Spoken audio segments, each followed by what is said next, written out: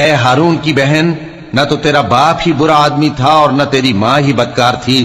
تو مریم نے اس بچے کی طرف اشارہ کیا۔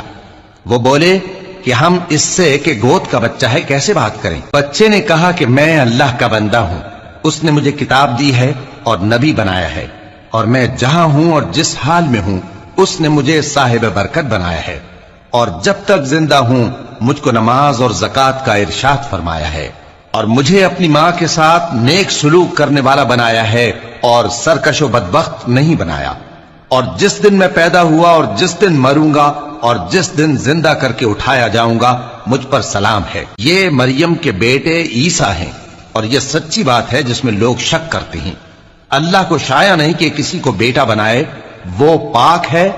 جب کسی چیز کا ارادہ کرتا ہے تو اس کو یہی کہتا ہے کہ ہو جا، تو وہ ہو جاتی ہے۔ اور بے شک اللہ ہی میرا اور تمہارا پروردگار ہے، تو اسی کی عبادت کرو، یہی سیدھا رستہ ہے۔